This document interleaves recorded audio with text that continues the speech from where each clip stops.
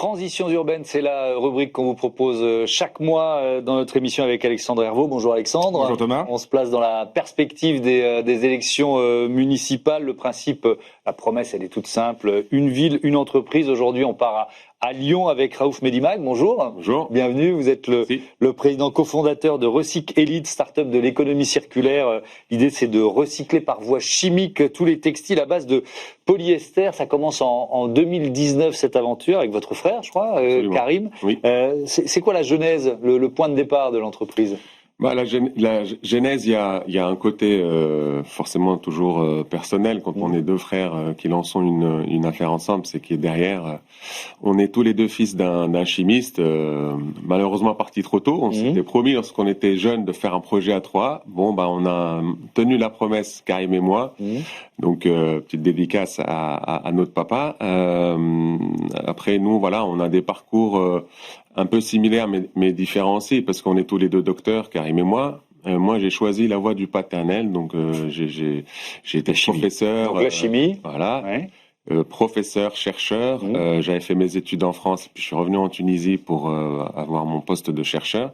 Karim, lui, docteur aussi, mais il a choisi l'entrepreneuriat et donc il a intégré une entreprise qu'il a rachetée après, qui est dans le domaine de l'analyse des gaz. Et après, moi de mon côté, il y a toujours cette envie de réaliser, de concrétiser quelque chose qui puisse apporter une solution concrète à la société. Et alors là, l'idée, c'est quoi, l'idée de Recyc Elite ? L'idée de Recyc Elite, elle a commencé par un challenge aussi. Une fois, lorsque Karim était rentré en Tunisie, à la pollution plastique, ça touche tous les pays. Et donc effectivement, la Tunisie n'y échappe pas. Et donc, lui, comme il était actif aussi auprès des réseaux, Accéléra et les pôles de compétitivité, il avait vu qu'il allait avoir un gros problème à régler sur les plastiques, une question de souveraineté européenne, parce que la Chine avait dit, moi j'arrête de prendre les déchets de tout le monde. Oui, on n'est plus la poubelle du monde, Absolument. On arrête. Et donc là, les pays européens se sont dit, ok, on a des problèmes là, parce que on sait recycler des bouteilles simples, monomatières, autant sur des plastiques colorés, complexes, etc., on sait pas faire. Là, du coup, on m'a dit, est-ce que tu peux réfléchir à un truc comme ça ? Moi, c'était pas du tout mon domaine de recherche, c'était pas ça, ma chimie. Je faisais autre chose dans le biosourcé. Donc c'est comme ça, chemin faisant, que j'ai commencé à regarder ce qui se faisait et je trouvais qu'il y avait toujours énergie, pression, dans tous les brevets. Et vous êtes orienté. Alors déjà, on peut parler peut-être un tout petit peu, sans forcément rentrer trop dans les détails techniques évidemment, mais sur le procédé que vous mettez en place, qui est la dépolymérisation, si je ne m'abuse. Et puis, dans un même temps, on peut aussi parler du pivot que vous avez fait. Vous venez de parler du plastique, mais finalement, on reçoit aujourd'hui, votre domaine, c'est le textile. Absolument. Pourquoi j'ai tenu à parler de ça ? Parce que, justement, je tenais aussi à raconter l'histoire d'une start-up qui doit être toujours agile et savoir pivoter. On appelle ça un pivot stratégique. Ouais. Donc, bien entendu, on a commencé sur le plastique, on a commencé à revendiquer un procédé basse température, même température ambiante, le tout premier brevet. À l'époque, l'énergie, c'était pas un sujet pour personne. Non, c'est un sujet très, très différent. Le positionnement sur le textile, il est venu par le fait que sur les projets plastiques, il y a eu beaucoup d'engagement de certains de nos concurrents avec des gros projets massifs en France. Il y a eu l'annonce de 3 projets au minimum, donc on s'est dit, de toute façon, on va pas aller pouvoir les concurrencer sur les gisements à l'époque. Et surtout, nous, on a un procédé assez sympathique et sobre dans les conditions. Est-ce qu'on peut se positionner sur d'autres gisements où il y a des vraies problématiques ? Et les vraies problématiques, la première problématique, c'est ça. Ça, c'est un textile que tout le monde utilise tous les jours. C'est Mettez-le un peu plus haut, qu'on le voit bien. C'est des plastiques, c'est des textiles à base de polyester et d'élastane. Ça amène l'aspect un peu élastique et donc de confort pour le sport. Donc, ces textiles techniques sont très intéressants. Ils rendent un service, mais en fin de vie, il y a un problème parce que dès qu'on associe des fibres entre elles, il n'y a plus de recyclabilité. Et donc votre procédé, il permet de les réutiliser, de les séparer, Alors absolument. Si on mettait ça dans un procédé classique où on chauffe beaucoup avec beaucoup de pression, on va déconstruire le polyester, mais également dégrader la deuxième matière. Et ça ne fonctionne pas, personne n'en veut. Grâce à notre technologie, nous, on a montré que comme on est dans des conditions sobres, on est sélectif au polyester. Ça veut dire que on va déconstruire ce polyester. C'est comme, vous imaginez ça comme un collier de perles. Ouais. On va récupérer les perles sous forme de perles, on va les nettoyer, dépoussiérer, enlever les colorants. Et ces perles redeviennent donc des perles neuves, identiques aux vierges. On va reconstruire le plastique pour en refaire un fil. Ok. La deuxième matière, Ouais. elle est là. Ça, c'est la deuxième Ça, c'est matière. ce que vous récupérez, ça. Ça, c'est l'élastane Ok. qui était là au début. Ok. Et donc, on arrive à séparer tout D'accord. en gardant l'intégrité de cette matière. Et Bon. là, on est assez unique là-dessus. Alors, le temps file, hein, il faut qu'on aille un peu plus vite.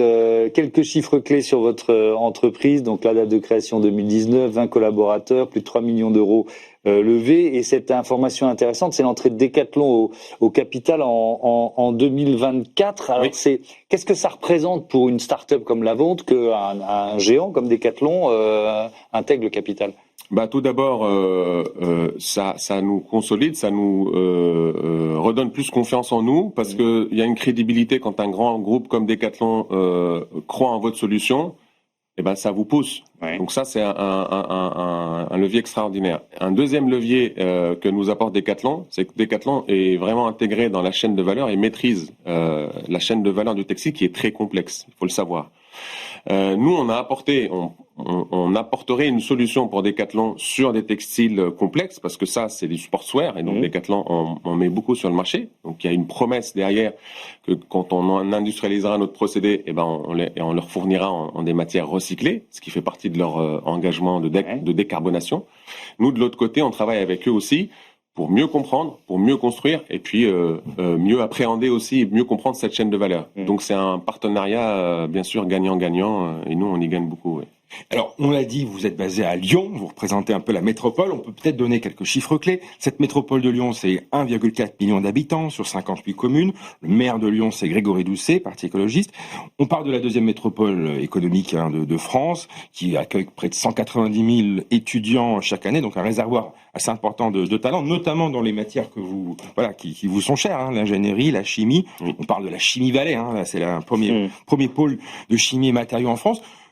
Aujourd'hui, Recycalite, vous êtes basé justement, vous bénéficiez finalement de cette émulation locale, puisque vous êtes basé sur le site qui s'appelle USIN, U-S-I-N, Lyon-Paris. C'est un site industriel un peu totem de la métropole. Est-ce que vous pouvez nous en parler et qu'est-ce que ça change pour une entreprise comme vous?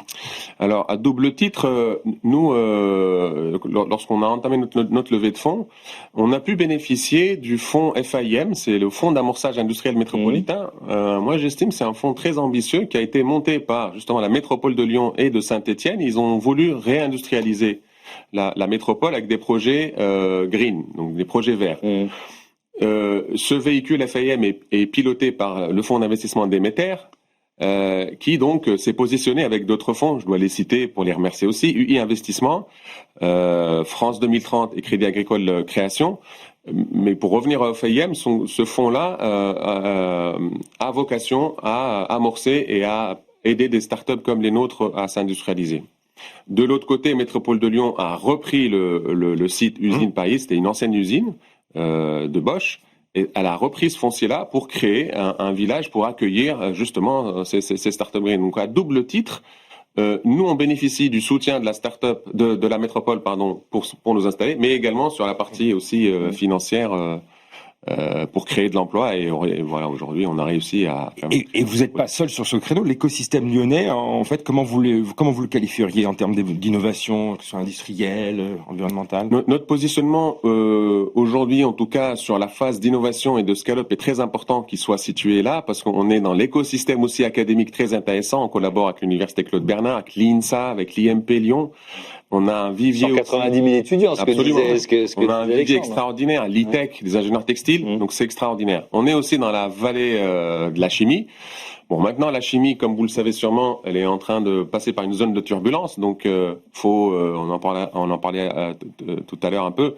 Faut essayer de transformer, en tout cas à notre sens, certaines menaces en opportunités. Aujourd'hui, les enjeux majeurs en France et en Europe, c'est les coûts de l'énergie. Ouais. Et ben nous estimons que venir avec des procédés sobres, bas en conso d'énergie, c'est un levier qui serait intéressant d'activer et de mobiliser.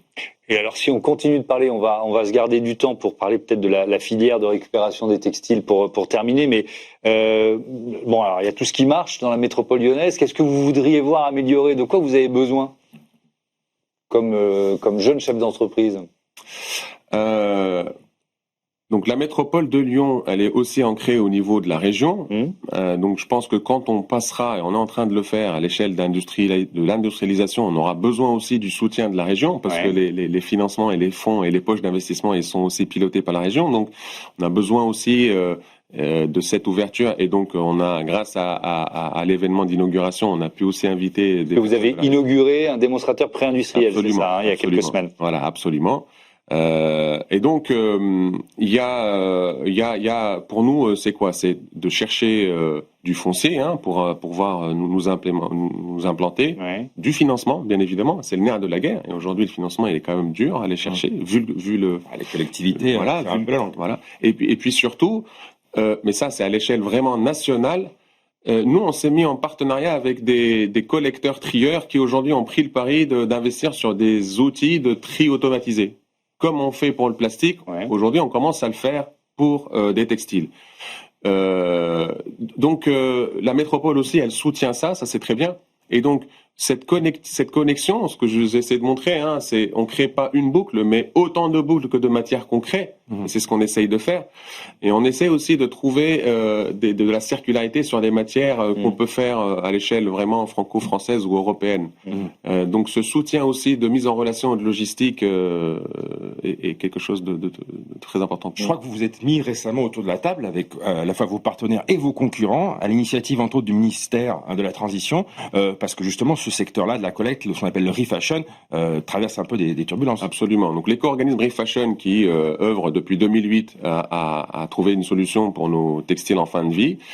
Aujourd'hui, le modèle, il ne fonctionne plus. En tout cas, comme il est à date aujourd'hui, il ne fonctionne plus. Donc, ReFashion doit trouver une nouvelle manière de déployer son mécanisme de soutien. Donc, il y a une phase où on est en train de réécrire l'agrément. Le ministre de la Transition écologique, en le remerciant, il nous a invités tous pour nous asseoir autour de la table. Il nous a demandé de formuler une réponse à cette première proposition d'agrément. Donc, on s'est mis autour de la table avec ReFashion, à l'initiative de ReFashion, que je remercie au passage. C'est des sujets très très chauds parce qu'on discute, on se dit des choses, on n'est pas d'accord, on est d'accord. Il y a des acteurs dont les intérêts ne sont pas forcément toujours convergents, mais on arrive quand même à s'asseoir autour de la table et à discuter. Ça, c'est très très intéressant et très structurant. Et donc, on espère que en janvier 2026, l'agrément de ReFashion, qui est reconduit pour 4 ans, va être repensé pour repenser la nouvelle manière de soutenir des exutoires, donc des projets industriels comme les nôtres, selon un mécanisme qui est en cours de discussion aujourd'hui. En cours de discussion. Merci beaucoup, Raouf Medimag, et bon vent à Recyclelite. Merci beaucoup, Alexandre. À bientôt. Une prochaine ville, on sait où on va? Oui, on sait où on va. On va aller prendre le bon air marin de mes terres natales de Charente-Maritime. Ah bah génial. Charente-Maritime à La Rochelle. Bon retour à Lyon et à très bientôt. On passe à notre rubrique Prêt pour l'impact. C'est le grand entretien de notre émission.